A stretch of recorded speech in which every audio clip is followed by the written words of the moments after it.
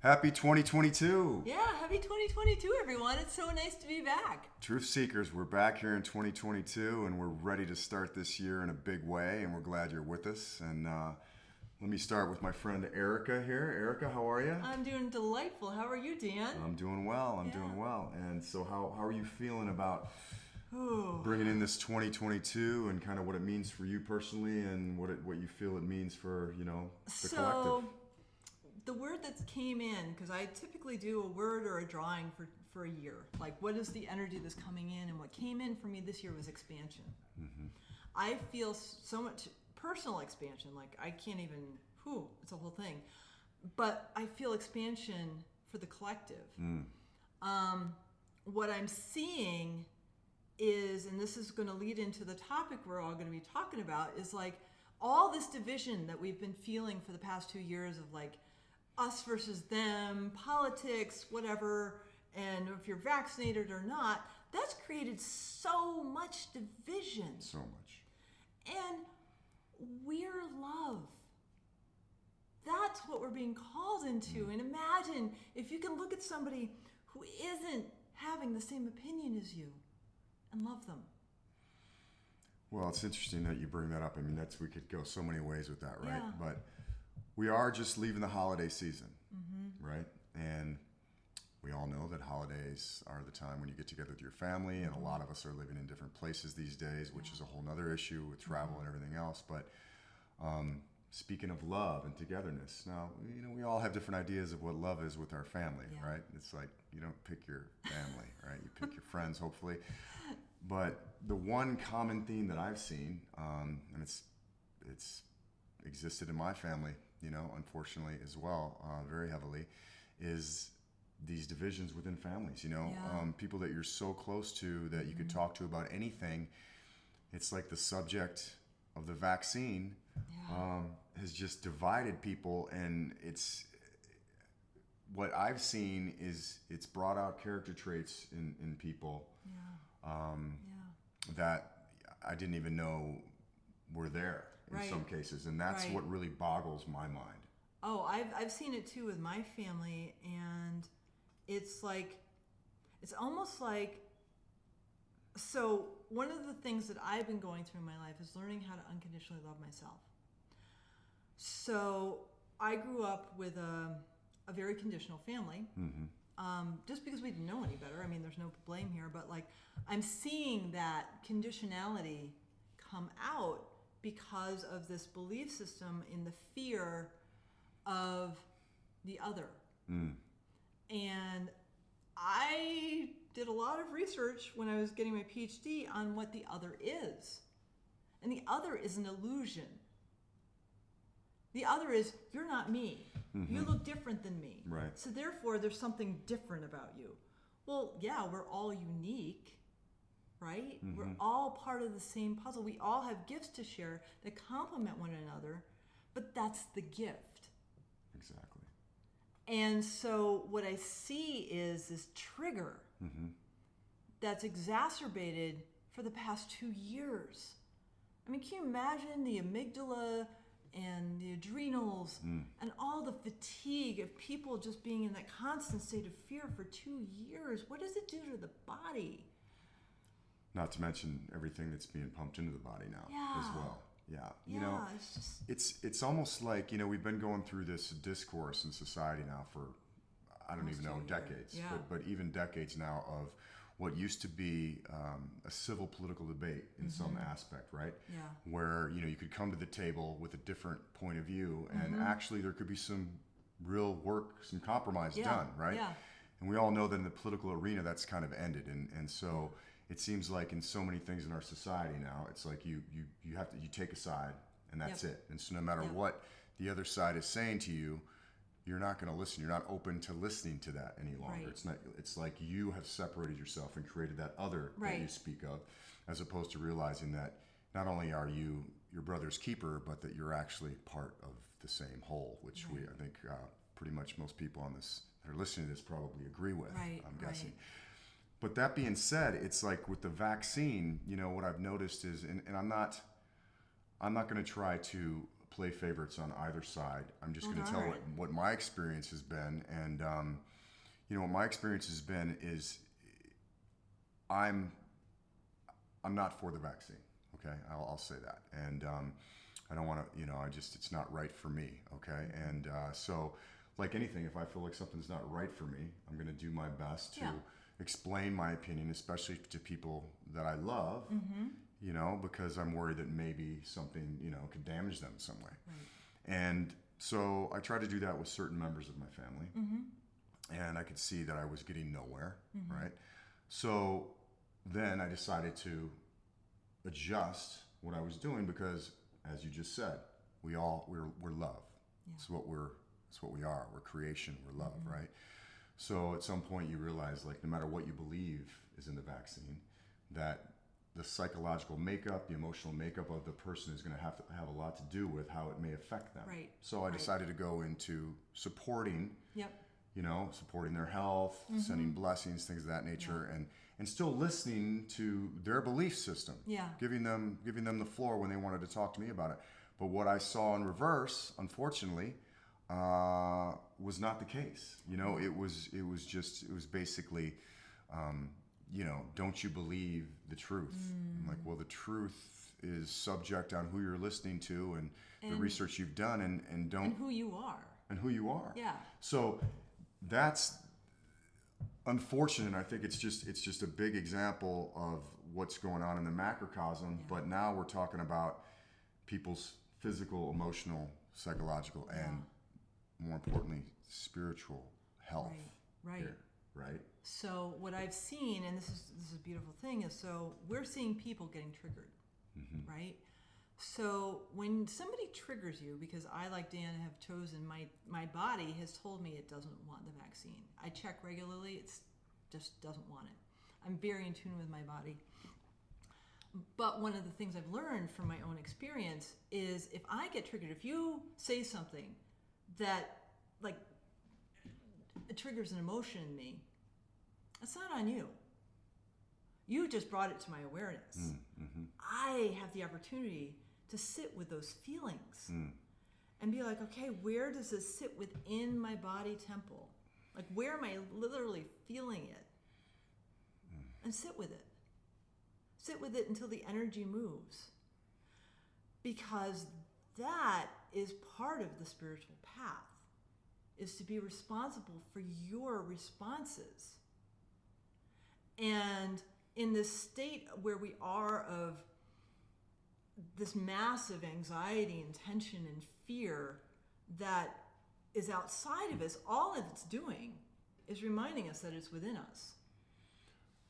I couldn't agree with you more, and I think you really touched on something there that has ramifications even beyond what you said, which is very profound, is that when it comes to the response, what does that elicit as well? It elicits personal responsibility, right? Yep. And when we talk about that we're all going through, hopefully, an evolution and an awakening, a big part of that is taking personal responsibility for everything in your life. And I think what's been played on here by the mainstream media and others is people want to believe in something. And I don't, I'm trying not to place blame anyway, but I really don't want to blame people for wanting to believe in something. They're just still looking outside of themselves for the answers as opposed to what feels right in here. Because if they're all doing it, then it's got to be right. And that's the crux. Well, and that's, we've been conditioned to not feel what's in. Right. I mean, I'm a former expert in numbing myself out. Yeah, me too. And and so really coming into and feeling my feelings, it's scary sometimes. I'm not saying this is easy, but this is what our souls are calling us to. This is the deeper call within of like, hey, this doesn't feel right. Like, what does it feel? Like, put your hands on your heart and ask your heart, what is it? Is this a yes or a no? Like, you can actually ask your body if something is good for you. Like, if you have like some Cheetos in front of you, or you have an apple, like, ask your body, right, which is going to be the highest food for me in this moment. Well, it might be the Cheetos. That's a great example you gave, though, right there, right? Because that's something that's very simplistic and anybody could do, but the majority of the people that are going to eat the Cheetos, and I'm not going to say that I haven't been guilty of this either, right? So we already know. We know that. Right. You know, we're going to do it anyway. Right. Now, when we're talking about something like this with the vaccine on this level and basically wanting to take sides, you know, to me it comes down to the stages of grief, right? It's like if you have that house of cards and it's been built so high and for so long, Yeah. and you know something in your unconscious knows, and maybe even consciously, I think quite a few people know, that if you accept this as truth, and you take that card out of that bottom level, and then the whole house starts to fall down, and then you know you're going to have to go through this major upset and anger and regret, and before you can but you have to go through that before you can get to acceptance and then move through it, and so, you know, I think maybe that's, you know, all of us here that are you know, trying to build this bridge to this awakening. Maybe something good for us to think about is how can we help people go through that, not ask them to escape that. And I think that's part of the problem in maybe some aspects of the spiritual world, right? Up here in Mount Shasta, it's spiritual bypassing is a big term. Right? You can't go from level 1 to level 10. It'd be great. It'd be awesome. But and maybe we will be able to one day. In one way, but like, can you imagine all the stress you're like, if you had like a Kundalini awakening and you were sound asleep and you just went from that to being wide awake and in all 12 dimensions, imagine the stress your body would have. Well, it's funny. We were just talking, you know, I've been studying with this Toltec shaman, and we were talking about this last night, and talking about basically that, you know, you look at yourself like a outlet in the wall of electricity, right? And if you don't have the capacity unless you work slowly up to be able to accept more volts of electricity. Otherwise, like you said, the Kundalini awakening, if you've got a 50 volt outlet and you charge in 500 volts there, what's going to happen? Short circuit, schizophrenia, you know, hysteria, you name it. And I think that's there's probably a lot of people on this planet walking around like that because maybe they've jumped too quick for whatever reason has occurred in their lives. Slow and steady. I've had the benefit of having a slow awakening for the past 8 years. Sometimes it's frustratingly slow. Sure. But every day I have this little more awareness, and I get more connected with my non-physical team, and I'm trusting in that inner wisdom more and more, slowly, because that's what my path has been. What I know, and this is not even spiritual, this is like astrological. There's going to be a massive shift astrologically from February 20th to the 27th. There's 3 separate big events happening. In the United States, Pluto is returning to Pisces, I think. I know my astrology is bad, but like it's the first time Pisces has come back, or Pluto has come back into the United States astrological charts since before we were founded. Pluto is the shadow. Pluto is the dark side. There's a lot of stuff that I'm aware of. Do you know how long before the United States was founded it was in the U.S.?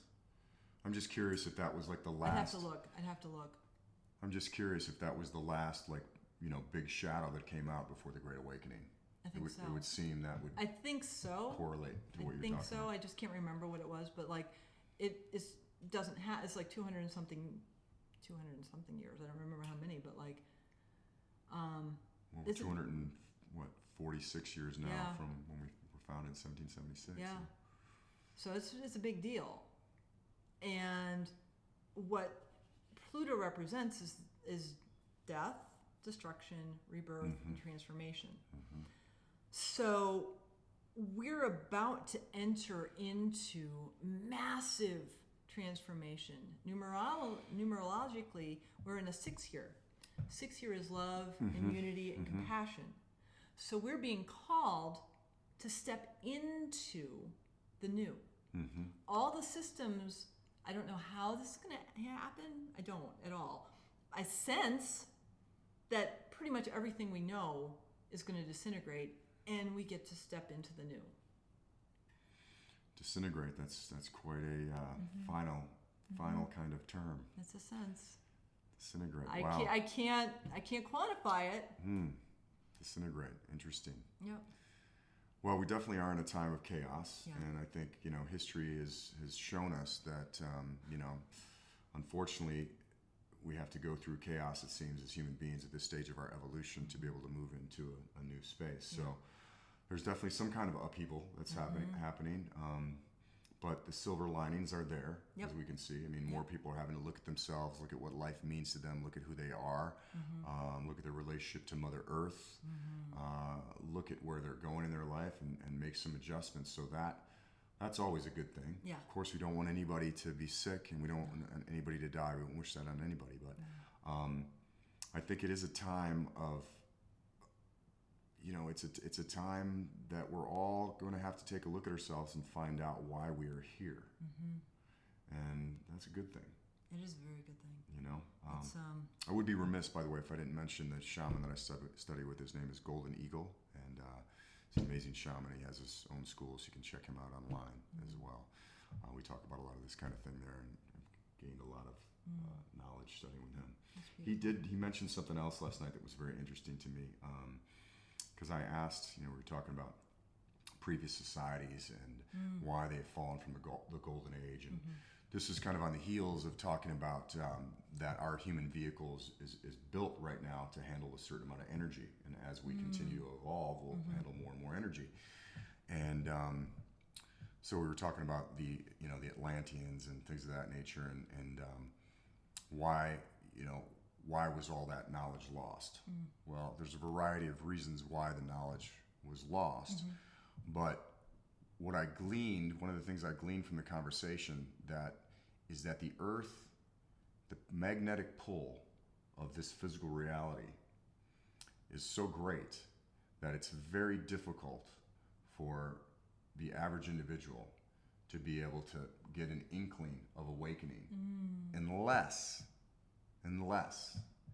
there is great upheaval. Yeah, that makes sense. And I'm sorry, Golden Eagle, if I'm bastardizing this a bit, but that's what I gleaned from it, was that it's like we need to be jostled. Yeah. Because otherwise the attraction is so heavy to this physical plane.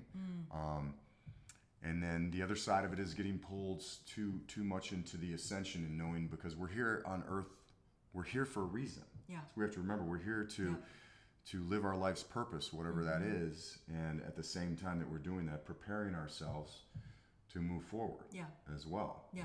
And doing that simultaneously, right? Yeah.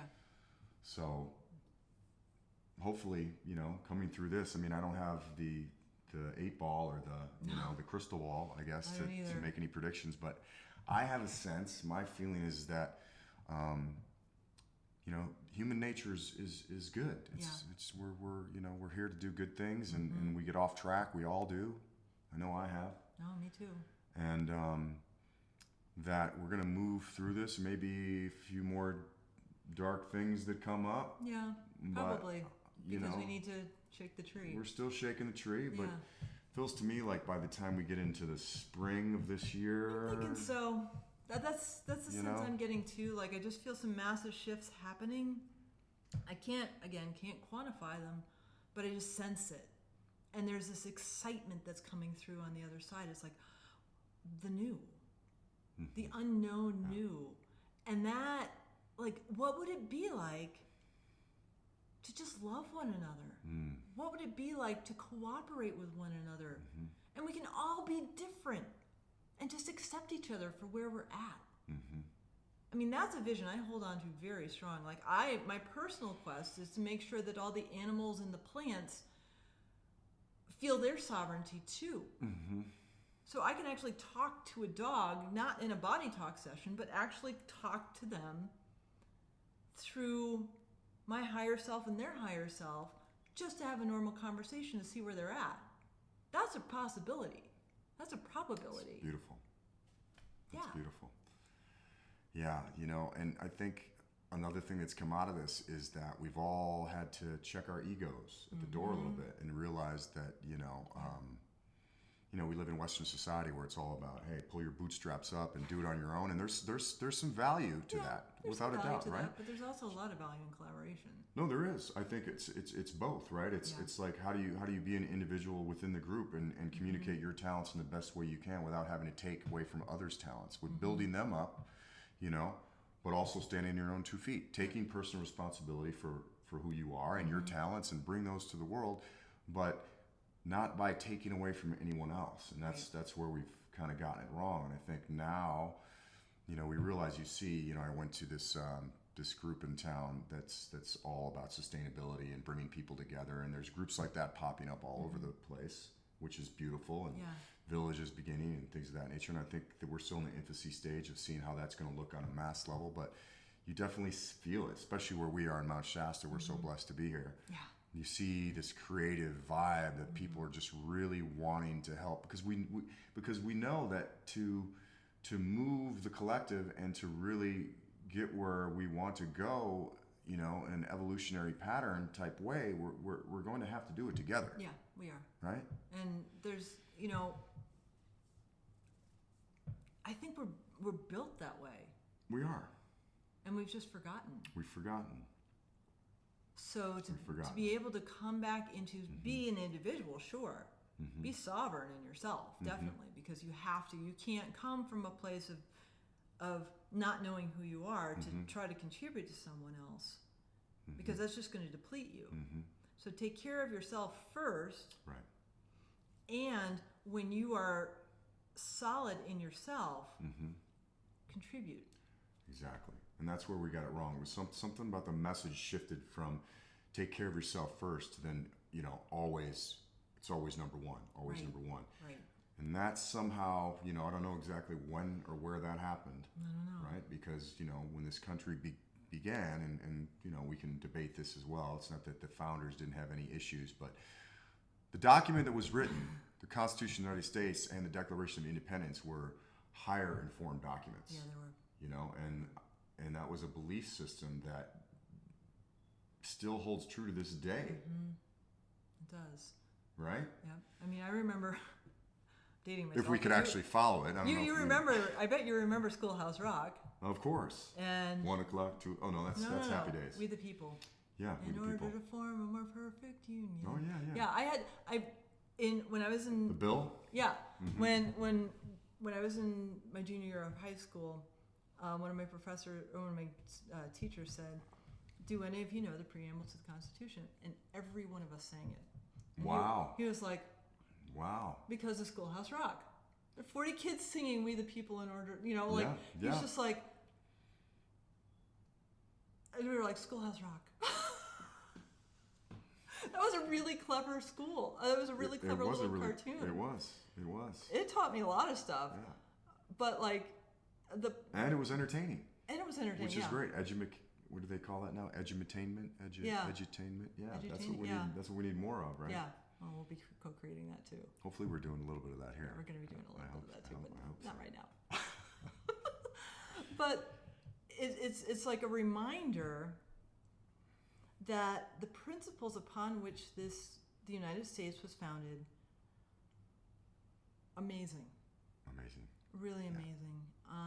The gift of the vision that these men, and unfortunately it was just white men, but they had a bigger vision.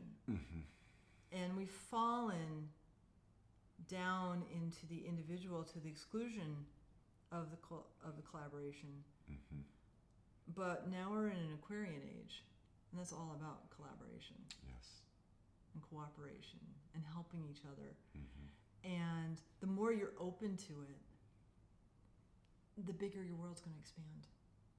I couldn't agree more. Yeah. Well, I tell you what, we're doing a lot of collaborating here in Mount Shasta, and I'm so excited to be here today and to collaborate with you. Same here. Erica. Same here, Dan. Always great. Yeah. And, I'm going to give you out there a little bit of a call to action today to maybe find some people, whether it's friends, whether it's family, whether it's strangers, maybe put out a post, but to collaborate on anything, just to get the collaboration juices flowing. I know I feel so jazzed right now. And I always do when you get with people and, you know, great ideas and you're going back and forth in discussion, you just feel connected and alive, and there's no agenda, but you just be there for each other and see what you can create. And I'll give an example. I'm going to have muffins and chai for the ladies on Sunday mornings. Like anyone in the Shasta community that wants to come over for muffins and chai on Sunday mornings, that's a thing. Why? For the sheer joy of getting together. That's it. That's beautiful. Muffins and chai. Did you just say just the ladies though? Well, there'll be a men's one too. Okay. I just want to make sure, because I don't want to walk in. You're not going to exclude it from Hey, the what are muffins you doing? stand. What are you doing? You're not welcome here today. Muffins and chai on Sundays. Well, you That's have a men's beautiful. circle. I do. We We do don't have anything for No, the it's women. important. It's Yeah. important to have lady circles and men's circles Yeah. because we deal with things individually, and then Right. hopefully we can, you know, get through some of our men's stuff when we see yeah. each other. You get through some, and then when we Yeah. get together, we can, you know, Yeah. be better people for it. And Right. know how to connect better. Yeah. So, yeah. Well, we hope you enjoyed this broadcast today, and we're sure are very happy to be with you, and we're wishing you the happiest, most joyful, blessed 2022. We think it's going to be, could be some bumps in the road, but I think we're on the right track. I think we are too. Yeah, so We are too. sun and blessings and love to you, and we'll see you next time on Truth Seekers. Namaste.